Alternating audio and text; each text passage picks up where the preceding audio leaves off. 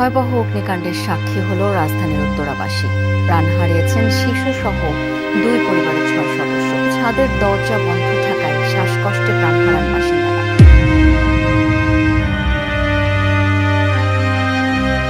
ধোঁয়া ছড়ায় পুরো ভবনে। এ সময় 5 ও 6 তলার বাসিন্দারা আটকা পড়লে অনেকেই হাত নেড়ে বাঁচার আকুতিও জানান।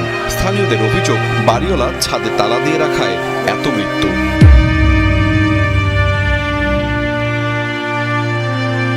বারান্দাতে দাঁড়িয়ে বাচ্চারা চিৎকার করতেছে, কিন্তু কোনোভাবে তাদেরকে উদ্ধার করা সম্ভব না, কারণ গ্রিলগুলো এমনভাবে বন্ধ যে ওখান থেকে বেরিয়ে আসার কোনো উপায়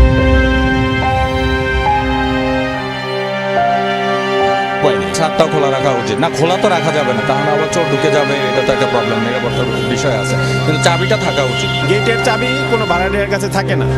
তো যদি ধরেন আজকে আগুন লাগেছে, ভূমিকম্প হলে দেখবেন যে আল্লাহ না করুক, বাট যদি কখনো হয় দেখবেন যে গেটের এখানে অনেকগুলো মানুষের লাশ পাবেন।